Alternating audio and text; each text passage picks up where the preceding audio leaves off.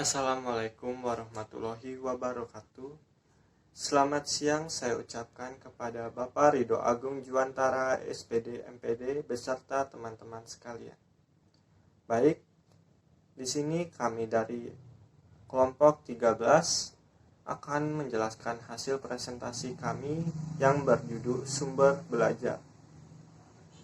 Sebelum memulai presentasi, di sini saya akan memperkenalkan anggota saya.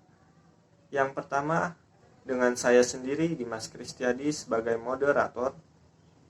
Yang kedua, Redoka Beta Suharjo sebagai penyaji pertama. Dan yang ketiga, ada Septiani sebagai penyaji kedua.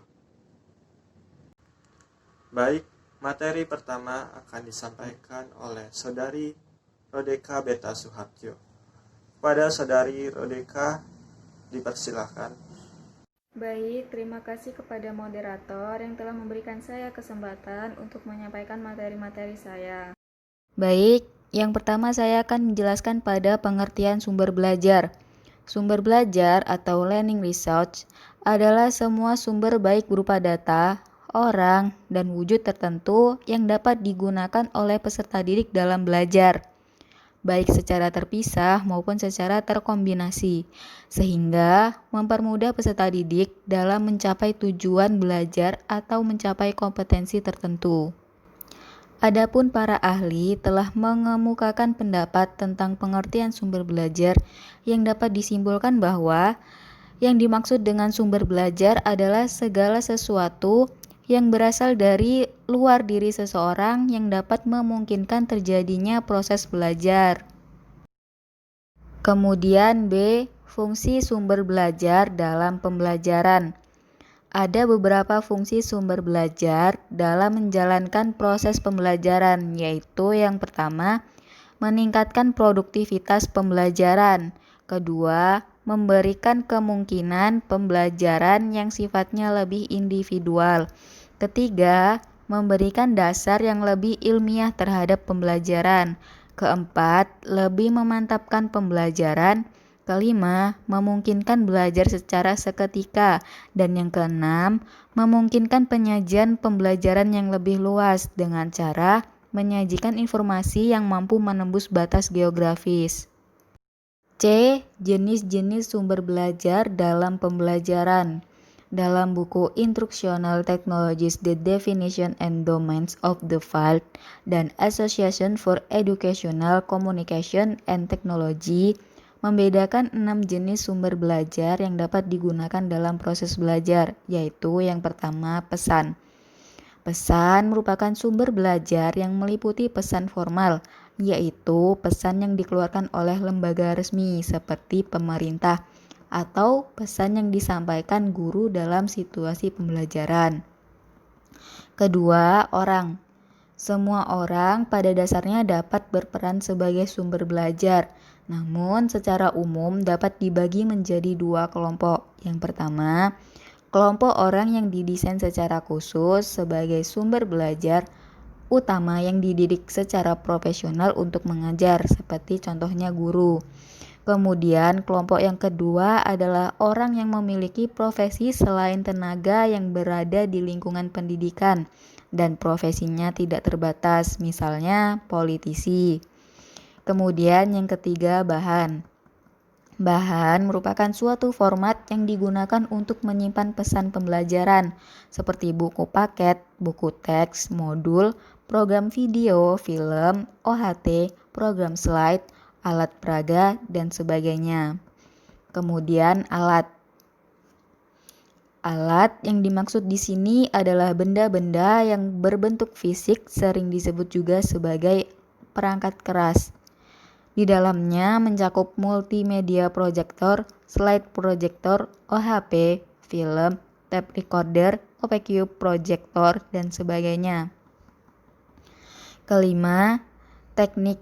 Teknik yang dimaksud adalah cara atau prosedur yang digunakan orang dalam memberikan pembelajaran guna mencapai tujuan pembelajaran. Di dalamnya mencakup ceramah, permainan atau simulasi, tanya jawab, sosiodrama, dan sebagainya. Kemudian yang keenam, latar. Latar atau lingkungan yang berada di dalam sekolah maupun lingkungan yang berada di luar sekolah, baik yang sengaja dirancang maupun yang tidak secara khusus disiapkan untuk pembelajaran. D. Kriteria umum pemilihan sumber belajar. Dalam buku Panduan Kreatif Membuat Bahan Ajar Inovatif, menerangkan bahwa kriteria untuk menyeleksi sumber belajar yang berkualitas dapat dibagi menjadi dua kriteria, yaitu kriteria secara umum dan kriteria secara khusus. Yang pertama, kriteria umum. Kriteria umum dalam pemilihan sumber belajar yang berkualitas ini meliputi: pertama, ekonomis, yang berarti bahwa sumber belajar tidak harus mahal. Sumber belajar perlu disesuaikan dengan alokasi dana dan kebutuhan sumber belajar yang akan digunakan. Yang kedua, praktis dan sederhana. Maksudnya, sumber belajar harus mudah digunakan dan tidak membingungkan. Tidak memerlukan lagi tambahan pelayanan atau alat lain yang sulit diadakan. Kemudian ketiga, mudah diperoleh. Maksudnya bahwa sumber belajar mudah dicari dan didapatkan. Jika perlu, dapat memanfaatkan lingkungan sekitar yang tersedia sehingga peserta didik juga dapat dengan mudah memanfaatkannya. Keempat, fleksibel atau kompatibel. Maksudnya, sumber belajar tidak harus mengikat pada satu tujuan atau materi pembelajaran tertentu. Akan lebih baik jika dapat dimanfaatkan untuk berbagai tujuan pembelajaran, bahkan juga keperluan yang lain. Baik, terima kasih kepada Saudari Rodeka yang telah menjelaskan materi pertama. Dan selanjutnya materi kedua akan disampaikan oleh Saudari Septiani. Pada Saudari Septiani dipersilahkan. Baik, terima kasih kepada moderator yang telah memberikan saya waktu untuk menjelaskan materi-materi saya. 2. Kriteria khusus. Kriteria khusus yang perlu diperhatikan dalam pemilihan sumber belajar yang berkualitas adalah sebagai berikut. A. Sumber belajar dapat memotivasi peserta didik dalam belajar. B. Sumber belajar untuk tujuan pengajaran. Maksudnya, sumber belajar yang dipilih sebaiknya mendukung kegiatan belajar mengajar yang dilaksanakan. C. Sumber belajar untuk penelitian. Maksudnya, sumber belajar yang dipilih hendaknya dapat berobservasi, dianalisis, dicatat secara teliti dan sebagainya. D. Sumber belajar untuk memecahkan masalah. Maksudnya, sumber belajar yang dipilih hendaknya dapat mengatasi problem belajar peserta didik yang dihadapi dalam kegiatan belajar mengajar. E. Sumber belajar untuk presentasi. Maksudnya, sumber belajar yang dipilih hendaknya bisa berfungsi sebagai alat, metode, atau strategi penyampaian pesan. E. Pemanfaatan lingkungan sebagai sumber belajar. Lingkungan merupakan salah satu sumber belajar yang amat penting dan memiliki nilai-nilai yang sangat berharga dalam rangka proses pembelajaran siswa. Lingkungan dapat memperkaya bahan dan kegiatan belajar. Lingkungan yang dapat dimanfaatkan sebagai sumber belajar terdiri dari: A. Lingkungan sosial. Lingkungan sosial dapat digunakan untuk memperdalam ilmu-ilmu sosial dan kemanusiaan, sedangkan lingkungan alam dapat digunakan untuk mempelajari tentang gejala-gejala alam, dapat menumbuhkan kesadaran peserta didik akan cinta alam dan partisipasi dalam memelihara dan melestarikan alam. Pemanfaatan lingkungan dapat ditempuh dengan cara melakukan kegiatan dengan membawa peserta didik ke lingkungan seperti survei, karya wisata, berkemah, praktek lapangan, dan sebagainya. Bahkan belakangan ini berkembang kegiatan pembelajaran dengan apa yang disebut outbound, yang pada dasarnya merupakan Proses pembelajaran dengan menggunakan alam terbuka. Di samping itu, pemanfaatan lingkungan dapat dilakukan dengan cara membawa lingkungan ke dalam kelas, seperti menghadirkan narasumber untuk menyampaikan materi dari dalam kelas, agar penggunaan lingkungan sebagai sumber belajar berjalan efektif, maka perlu dilakukan perencanaan, pelaksanaan, dan evaluasi serta tindak lanjutnya. B. Lingkungan fisik atau alam. Lingkungan alam atau lingkungan fisik adalah segala sesuatu yang sifatnya alamiah, seperti sumber daya alam, air, hutan, tanah, batu-batuan, tumbuh-tumbuhan dan hewan, flora dan fauna, sungai, iklim, suhu, dan sebagainya. Lingkungan alam sifatnya relatif menetap. Oleh karena itu, jenis lingkungan ini akan lebih mudah dikenal dan dipelajari oleh anak sesuai dengan kemampuannya. Anak dapat mengamati perubahan-perubahan yang terjadi dialami dalam kehidupan sehari-hari, termasuk juga proses terjadinya dengan mempelajari lingkungan alam ini. Diharapkan anak akan lebih memahami gejala-gejala alam yang terjadi dalam kehidupannya sehari-hari. Lebih dari itu, diharapkan juga dapat menumbuhkan kesadaran sejak awal untuk mencintai alam dan mungkin juga anak bisa turut berpartisipasi untuk menjaga dan memelihara lingkungan alam. F. Produksi merancang sumber belajar.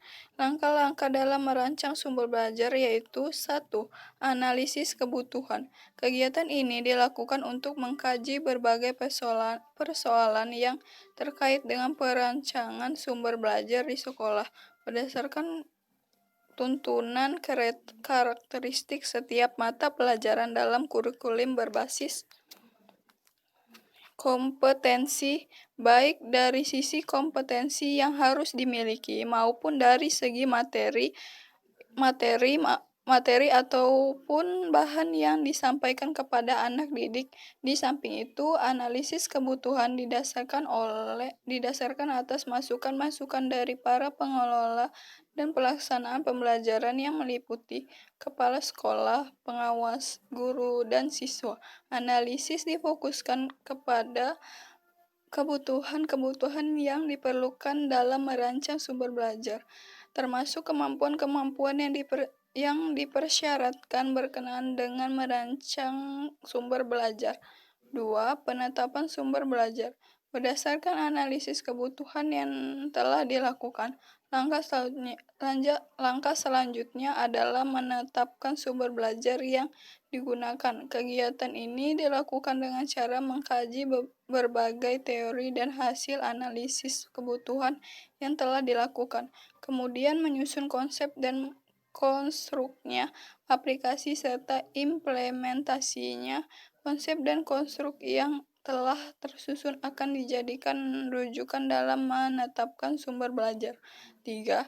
Pengembangan sumber belajar. Pengembangan sumber belajar ini dilakukan dengan cara mengkaji dan meneliti berbagai masukan yang berasal dari penetapan sumber belajar.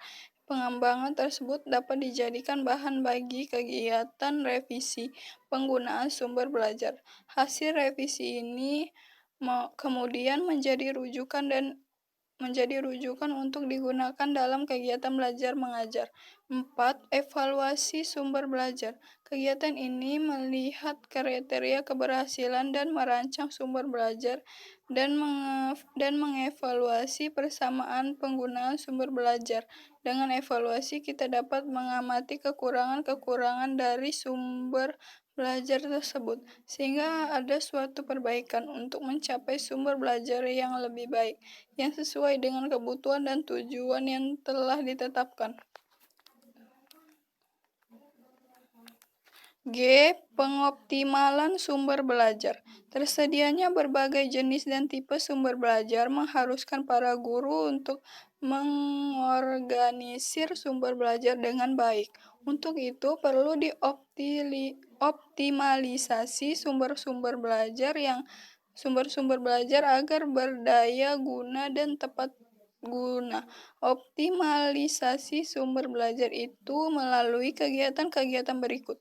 1. Tingkatkan kreativitas guru dalam membuat dan memanfaatkan sumber belajar sederhana yang murah dan bermanfaat. 2. Manfaatkan barang-barang bekas dengan memodifikasi sesuai dengan kebutuhan pembelajaran. 3. Manfaatkan lingkungan sebagai sumber belajar secara bijak.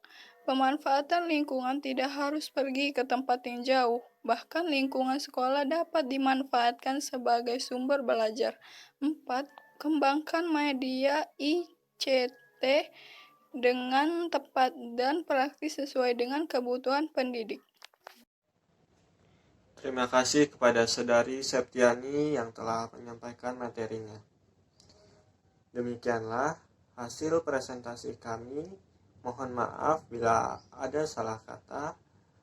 Saya akhiri. Wassalamualaikum warahmatullahi wabarakatuh.